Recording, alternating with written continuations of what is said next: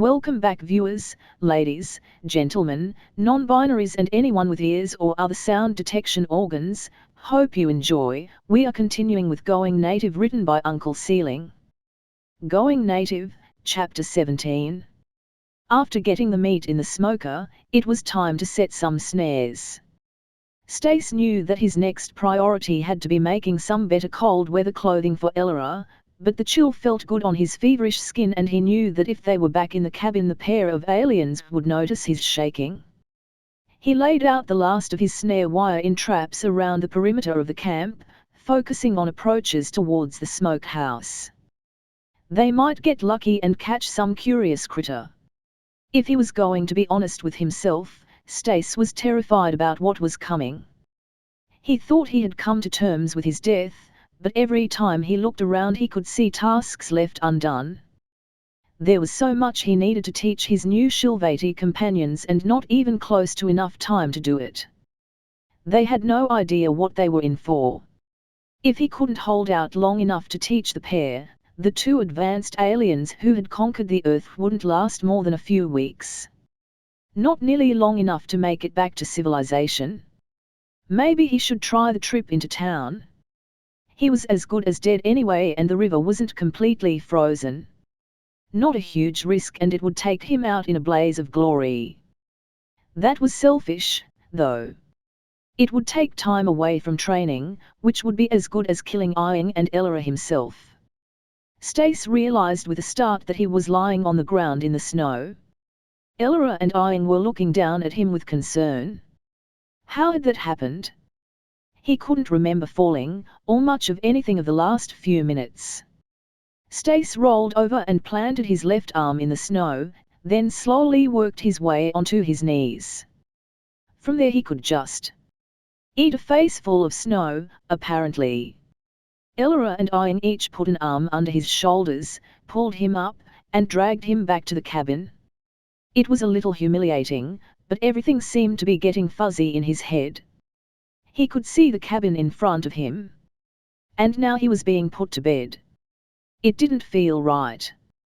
His bed wasn't nearly so firm. Stace had been meaning to fix it but he had gotten used to the sag in the middle. He was so cold, he couldn't focus. Someone was talking, but he couldn't understand them. There was a face above and in the half-light he thought he could recognize Daniel, but as everything came clearer he saw that the eyes were black as tar with rings of gold floating in them. The firelight was glinting off of small tusks on either side of full lips. Why wasn't he scared? Stace felt a weight shift on the bed next to him, warm arms wrapping him up. The shivering just wouldn't stop. The face above him vanished and he felt the bed shift again, more arms and more blessed warmth. Eventually, the shaking subsided and sleep claimed him. Iing and Ellora looked at one another from their spots opposite of Stace. The three were cuddled up together on the bed, the two Shilvati holding the human while he shivered in his way through his fever. Iing could feel the poor man's hot skin, the sweat pouring off of him. What had gone wrong? He had seemed to be in his element, teaching the pair how to set up snares to trap small game, when he suddenly just collapsed. They tried talking to him but nothing sensible came out, and when he couldn't stand back up they decided the only course of action was to bring him in and warm him up. I don't think our human is too bright, Ellora remarked. Iing tilted his head, and she continued. It's our fault as much as his. He just slept off a high fever and immediately got back up and started dragging us through the snow to teach us things. Iing started to follow her train of thought. I get it. He burned himself out. He's trying to race to teach us everything he can before he dies instead of pacing himself out so he will last longer. He's killing himself for us. This was very bad if true. Stace thinks that if he can get us prepped, he can die early and leave us more resources. Honestly, it's probably not that complicated. Ellora furrowed her eyebrows in thought. He's sick, very sick. Our idiot probably didn't realize just how bad he is with the infection coursing through his veins. Maybe he thought he was doing okay. Ian thought about it. We need to make some serious changes to the way things are done around here. How so? Well, Stace is of the opinion that he's his own man, in charge of his destiny and ruler of his tiny cabin and the surrounding area. It was true, but that ship doesn't fly anymore. After taking a moment to put his thoughts in order, Ian continued. He's our patient. Hospitals don't just let people in their care wander around the place. Ella caught on to his train of thought, and soon the pair were discussing their plans, Stace oblivious to the world as he lay between them. Before they left to tend to the smoker again, Ian had some work to do. Ella was doing her best, but he was afraid of ending up having to tend to two injured parties instead of one. Even if the large woman wasn't still recovering, he was the only one who could shimmy under the bed frame. Once he was done with that, Ian checked Ella's work. She had moved things around, ensuring that anything sharp was out of the way. Next time their human woke up, they would be ready. Waking up feeling like shit seemed to be becoming a habit for Stace. He was lying on his back in the bed with a heavy purple arm draped across his bare chest, and turning his head revealed Ella's sleeping face between him and the wall. He had to admit to himself that she was quite attractive, particularly with her face free of cares and worry. Those strange tusks framed her lips well, and moving his eyes lower. Ahem. Well. Stace could certainly appreciate a nice chest, and her abs were well defined despite the time in bed. Still, it was kind of creepy to stare at someone who was sleeping. Stace turned his head, feeling a strange pulling around his abdomen. Must be the blankets. His need to investigate further was interrupted when he noticed the eyes on him. Ian was sitting in the chair next to the fire, watching Stace with a small smirk on his face. The flickering firelight reflected off his strange dark eyes and the silver band on one tusk. The chain going between the band and the alien's earring seemed to sparkle, and as the two sets of eyes locked, Stace found himself blushing in embarrassment. Did Ian catch him staring? Did Ian care? It took a moment to recognize what was in the small man's delicate hands. He had a needle and thread and appeared to be trying to follow a tutorial on one of the pads, using a small piece of scrap fabric to practice his stitch work. Here, let me help with that, Stace said, and started to roll over, trying to disentangle himself from Ella's embrace without waking her. Only he couldn't roll over. He was stuck. Looking down, he couldn't see what was wrong with that purple slab of muscle in the way. Finally, he managed to pull himself slightly up, sliding the arm down towards his hips. Someone had folded a piece of blanket over to make a pad, laid it over his abdomen, then pulled a thick piece of rope over it. Stace was tied down to the bed. He tried to reach around to untie it, but the rope went through a pair of holes cut in a piece of thick leather he was lying on top of. It was likely that they tied the rope to the frame underneath him. He couldn't reach around the leather pad he was lying on, couldn't fit his fingers through the holes in the pad, and with how battered he was, there was no chance of him being able to wiggle out.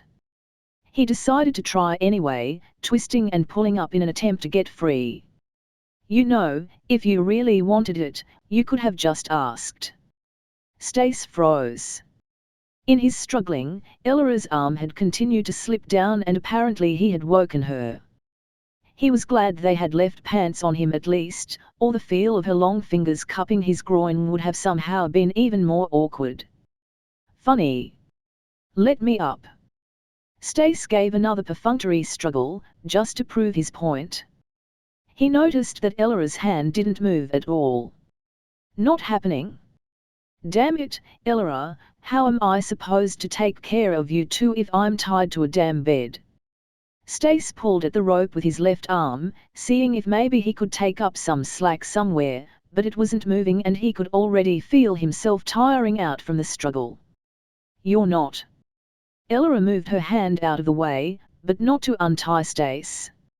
Instead, she rolled over to end up above him, her knees on either side of his thighs, hands on his shoulders.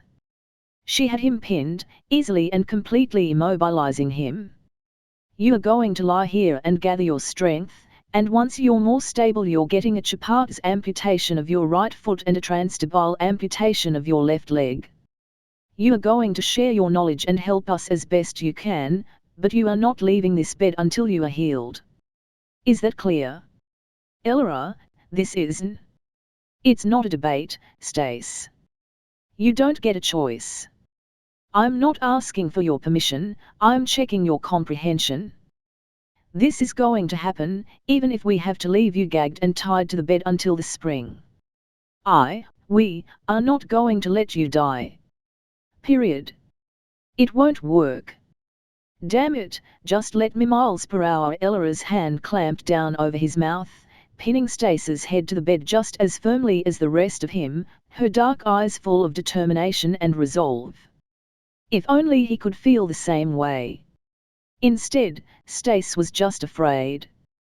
He wasn't afraid of Elora, and he thought he wasn't afraid of death.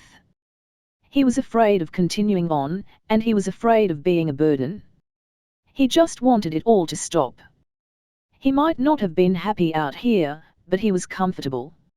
All of that seemed to be gone now. The thoughts seemed to be rattling in his head, and it must have been showing because Elora's face was rapidly looking concerned. She released the pressure over his mouth, but the panic seemed to be setting in and a warm hand, small and delicate, wrapped around Stace's own. Turning his head, he could see Iing standing next to the bed, worry plain in his face. He couldn't have known the content of the conversation, but Stace could feel the support and understanding there. He started to calm down and felt a tingle in his scalp as Elora ran her fingers through his hair gently. He turned his attention back up to her. Listen, Stace. We care about you. You saved both our lives, now let us save yours. It's a new world out there and you should see it. Her hand trailed down from his hair to cup his cheek in her palm. We'll be here with you, every step of the way. Feeling drained again, all Stace could do was give in with a nod. If nothing else, he could give them a chance to balance their books. He did save them, and it made a sort of sense to at least let them try the same. All right, I give up. You two win. Now, will you untie me? Elora smirked, then lightly slapped his cheek with her palm before rolling off him and onto her feet. Not a chance. Is he asleep? Elora looked over at Iing, who had posed the question while playing with the stitching pony. Despite their earlier admonitions, Stace had convinced them to loosen the rope enough for him to sit up in bed, and now Elora had a set of leather clothes that mostly matched Iing's. The human had been excited like a small child to learn that he was almost exactly the midpoint in size between the two Shilvati, and the extra material he had removed from Iing's clothing was effectively repurposed for Elora. What was the expression he used? Ah, yes. Waste not, want not. Yeah, he's out. The human was snoring, bare chest glistening with sweat. Damn it. He's not trying to look sexy. Stop blushing. Put your mind to serious matters, Marine. I think we're running out of time. You saw how little energy he had today, and we just used the last of the antibiotics. I was afraid of that. You were looking forward to another language lesson, but he lasted, 4 hours? Iing's face was grave. Elora didn't think either of them expected the dependable, unbeatable human to deteriorate as quickly as he had over the last couple days. I think we should get prepped. When Stace wakes up, we'll do it. Iing thought it must have been a good sign that Stace seemed to immediately know what the plan was as soon as he saw the preparations. The table had been cleared off, ropes had been laid out to help immobilize Stace for the procedure, and the drying rack was covered in freshly boiled bandages made of whatever materials they could find. A pair of wooden boxes were stacked to form a sort of staging area, and everything had been well scrubbed and prepped with all the tools they might need. He immediately began asking questions of Ella and seemed pleased with the responses for the most part. What is he asking? He wanted to know how we were doing the procedure. A few suggestions, a couple concerns. What sorts of concerns? If there was something preventing the procedure, now was a fine time to tell them. Ian was going to get calluses from slapping the back of Stace's head one of these days. He doesn't want painkillers before the operation. He said the stuff he has could make the bleeding worse, and if we overuse it his kidneys and liver might shut down. Better off not using it until after the surgery, and then only for a day or two. Ella gave Ian a small smirk. At least he's not just trying to be brave and stupid with that weird human femininity thing. He has a legitimate reason. What about the lidocaine? If they couldn't use any painkillers, it was basically just going to be torture for Stace. Ian was nervous enough about cutting up his friend, but if they had to do it without any sort of anesthetic, he honestly didn't know if he could even go through with it. Mixed news there. I mentioned that Stace has adrenaline. It turns out if you mix a small amount with the lidocaine, it will work better and longer. However, the nerve block idea is out. Even suggesting it made him more nervous about the whole thing. He said he wouldn't consent to the surgery if we tried it. Why so? Ian had really been keen on the idea of just making it so he couldn't feel anything before doing the surgery, and they had the right chemicals on hand to do it. Apparently hitting the right spot in the spine is really hard, even in a hospital with imaging equipment.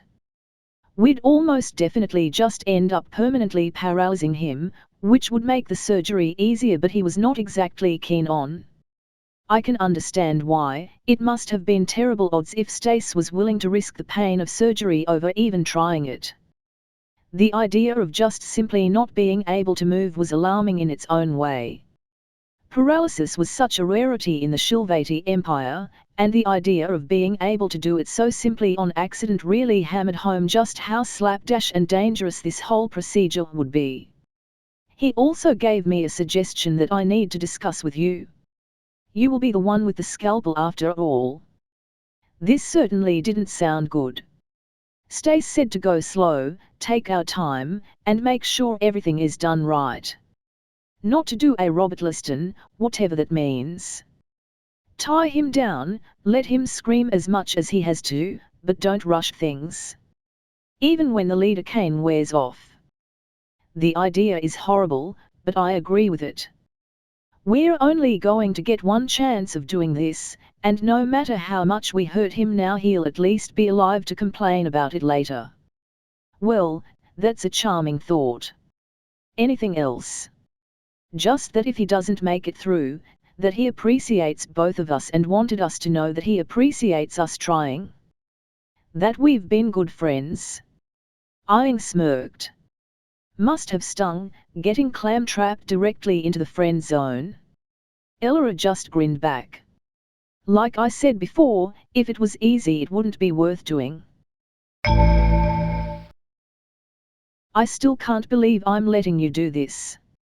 Stace was wobbly on his feet as he shuffled from the bed to the table. They had used his bit and brace to drill some holes in the table so it would be easier to tie him to it. There was a little bit of indignant anger there that they wrecked his table, but one way or another it wouldn't matter to him soon enough. The idle thought that these were probably the last steps he would ever take popped into his head, but they hardly counted. Besides, he hadn't even asked what sort of medical tech the Shilvati had. By next spring, he might have brand new legs. Or be dead. Like Ian said, you don't really get a choice. Ella gave him a small, tentative smile, but it was obvious how nervous and scared she was. Yeah. Stace leaned back onto the table and scooched up until his head was nearly off one side and his legs were hanging off the other. As Ian slid some boxes to brace his legs up, Ella started running ropes across his waist, chest, arms, and thighs. Each had a piece of scrap leather or a wad of blanket under so they wouldn't cut into him as she cinched the rough twists of rope tight.